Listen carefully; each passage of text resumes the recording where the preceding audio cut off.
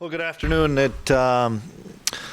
We're excited about the opportunity to play again this Saturday, and we know that you play in December, you're always going to have good teams. There's 16 teams left, and everybody's, I think, got a legitimate shot to continue on and make a run at Frisco. And we're fortunate that we get the opportunity to play at home and know we're going to have a great opponent in Montana that we know quite a bit about just from our one game, but in the same respect, that was 12 weeks ago. So we'll have our hands full, but we'll start preparation, or continue preparation, I should say, at about 5:30 tonight. So open up for questions.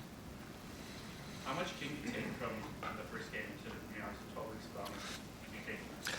ago? We'll obviously look at that film and take an awful lot from that, but in the same respect, there was kind of a lull in their mid-season where they didn't have Gustafson, and I think that they're a real hot football team right now because he's back playing at a real high level.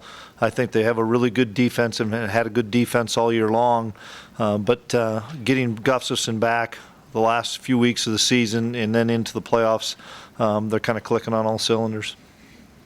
The last time you played, you said you didn't really know anything about the offense because Stitt was new and you didn't have Yeah. these guys. Is that an advantage for you guys this time around because you have your own tape and you've been able to see them all year? Yeah, we hope so. They've made some adjustments.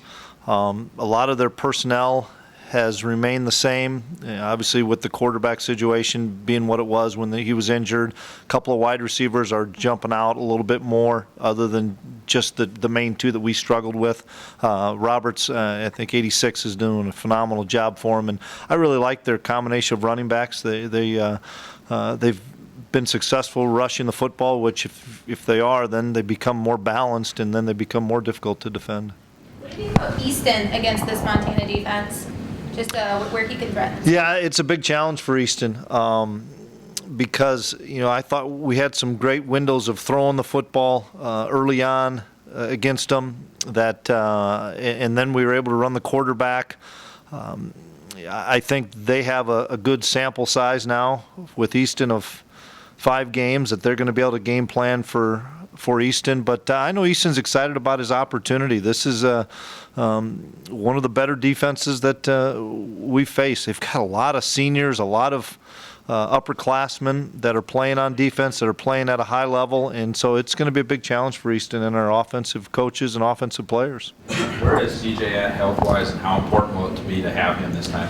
Well, it's going to be really important for CJ to be able to play and be effective, and our plan is to have him practice some tonight. He hasn't practiced yet. Now, we haven't gone much more than a couple of days since we last played, but our hope is that he can practice tonight, and we'll see how he recovers from that, if there's swelling and stuff. I mean, we're hoping he's going to be able to play, and that's the plan, but we have 4 or 5 practices in between here. We see how he reacts to running around out there. How valuable is it to have Carson to be able to talk to Easton, a guy that's already played this team early in the season?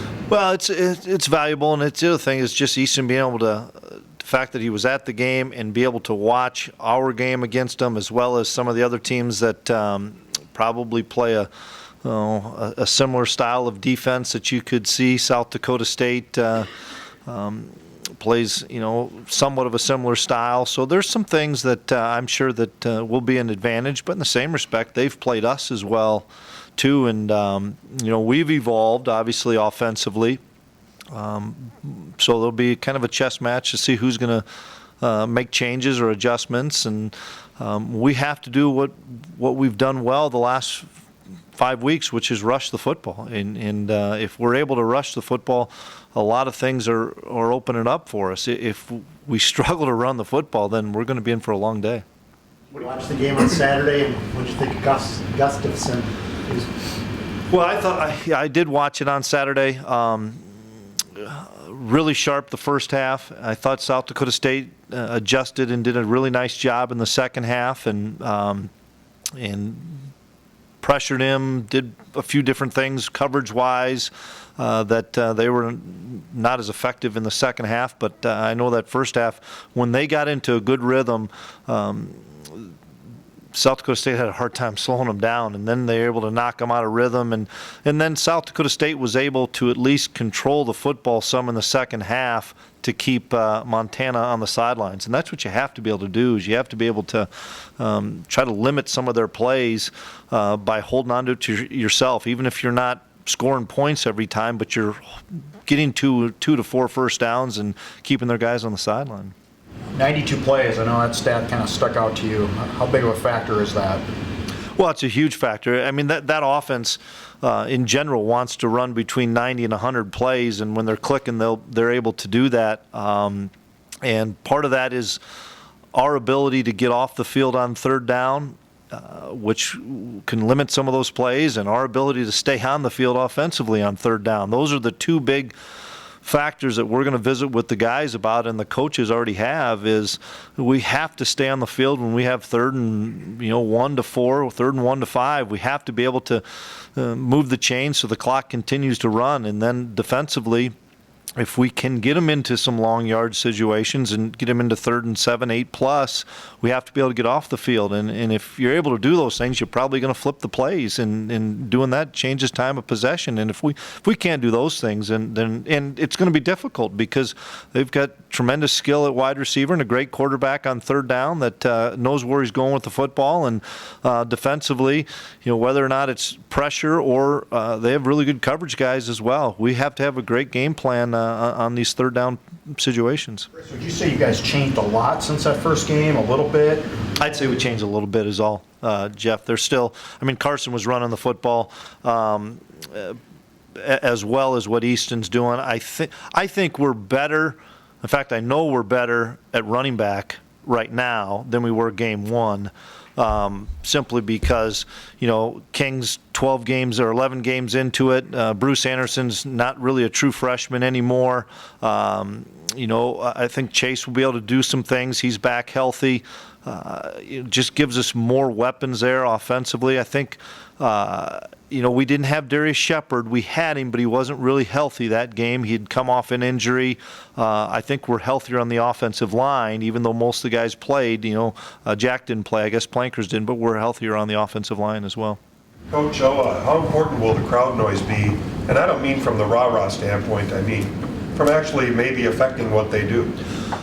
Well, they're used to it, and they prepare for it. You can watch the Montana State game, and they did a phenomenal job. And I know that was a loud environment, but they did a great job. And I don't think they had any false starts and those type of things.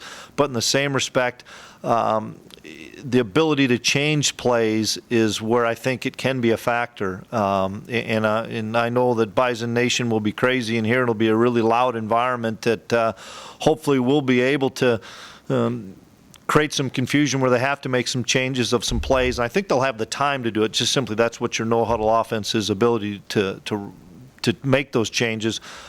But also our ability to get off the football, our defensive linemen being able to see the football just like their offensive linemen being able to see the football with a snap count and a cadence, whether it's a hand, a clap, a tap, all sorts of different ways that they're going to try to simulate a snap. I think that obviously it's a bigger advantage than if we didn't have the crowd. Coach, do you embrace the payback, revenge factor, or do you to the guys say, don't, if it's a different game, different season now? We don't as coaches. I think the players will probably visit a little bit about it with their captains' meetings and stuff, that they're excited about the opportunity to get a chance to play Montana again. But as coaches, no, we've got a lot of game plan we have to iron out before Saturday, and we've got to have great focus. And they're extremely talented, both sides of the football. And so we can't get caught up in all the things that happened in August.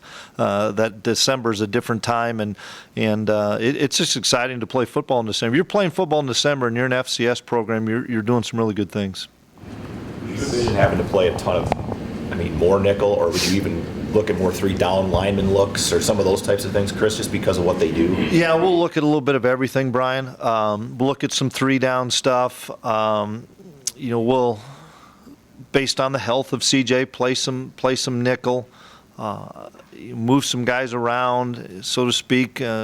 defensive backs and linebackers. We're pretty fortunate that, guys like Pierre can play some base down and some nickel down as well. But we have to find some different ways to disguise coverage as well as to pressure the quarterback. Because if you give Gustafson the same picture pre-snap as what you're going to get post-snap, I think he's pretty special talent that he'll be able to pick you apart. And I've seen him do that, not only against us, but against other teams, whether it's Montana State, Eastern Washington, South Dakota State, where he knew where he was going with the football if you just stay in the same shell or same look. After this last week, you feel pretty good about where Brad and Greg are? Yeah, they're fresh and they're healthy. We didn't do much with them last week, and they expect to be full go. We'll get Stanley Jones. He'll be back. He played a little bit against Missouri State, but I think he was a little limited, so that'll help us getting Stanley back and Caleb. We're going to have to rotate. We anticipate playing a lot of plays. I mean, that's just the nature of this offense, so we have to be able to play 8 defensive linemen and be able to shuffle those kids in and out based on incomplete passes or penalties or ball going out of bounds, so that, because they're wanting to go as fast as they can, and if they're moving the chains and keeping the ball in bounds, you have a difficult time unless the play's right in front of you of trying to rotate guys in. When the ball's at the 30 or either end towards the end zone, it's hard to get guys in and out of there without getting a penalty. How's Levi doing? Pardon me? How's Levi doing? Have you had Levi Jordan? Yeah, he had surgery, and he'll be out until probably spring football. It was a meniscus tear, but he's doing well, and I know he'll bounce back and hopefully be able to be available for spring ball.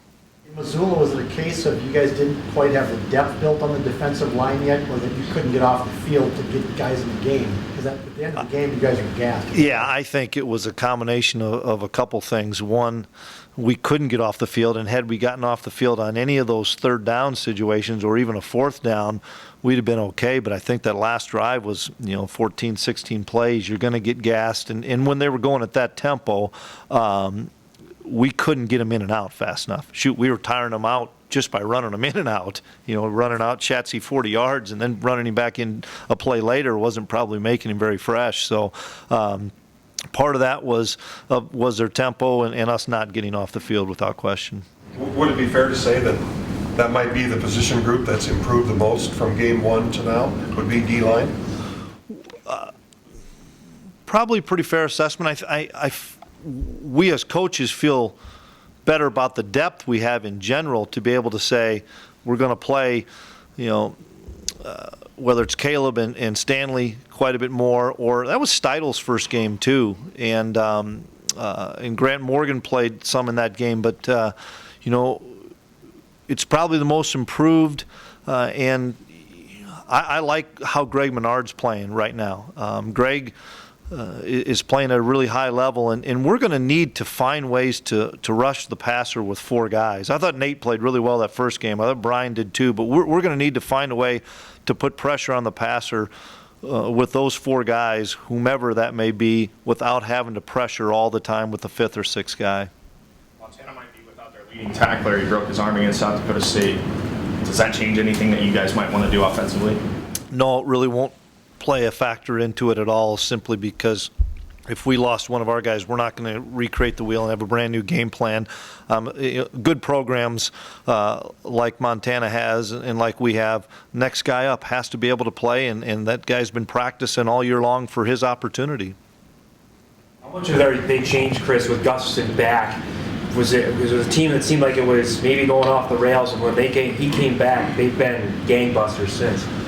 Well, I think their whole team gained some confidence when he came back, and he puts them in such great plays, puts them in the right play based on the situation, based on the coverage you see, and you can just tell that they're so much more confident offensively for sure with him back there, as well as defensively, knowing, hey, we get the ball back, we've got a quarterback that's a pretty special player with a lot of weapons around him.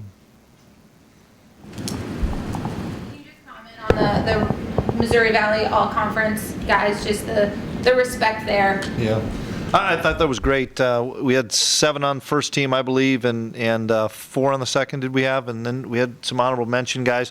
It's neat because it's voted on by media, by sports information directors, and by head coaches. And as a head coach, I can't vote for anybody from NDSU, so I think that's really neat that their play has stood out amongst other people at different schools, that these guys are pretty good players, and to have 7 on the all-conference first team is a pretty good deal for us. Do you see any other games this weekend besides the Grizz game? Upstairs, we watched the end of the Citadel Coastal Carolina game, which I thought was a really good game, and Citadel obviously took that win over South Carolina and kept rolling. That was the only other game that we had on, and then we went out to practice after that. We watched a little bit of the first half of the Western Illinois game, I guess. Coach, I wanted to ask you about Marcus Williams. How impressed have you been with what he's been able to do at his 5th interception yesterday? It doesn't surprise me at all. And I told every scout that came in here that he has the best ball skills of anybody I've ever been around, and he may not run a 4.3 or 4.4 40 like you want him to off of a clock and a track, but he's the fastest football player that I'd seen from a cornerback position with instincts, and I knew he would be successful. I knew he would make a team and end up being the second team that he ended up getting to, that he ended up finding a spot on that team. I texted with Marcus this morning, just told him how happy I was of his success, and he's he never is going to forget where he came from, and I'm really happy to say that I was able to coach him for 3 years, and happy to call him a friend of mine, and he's going to have nothing but continued success in the NFL because he understands work ethic, he understands the game of football so well, and he's a playmaker like we all know.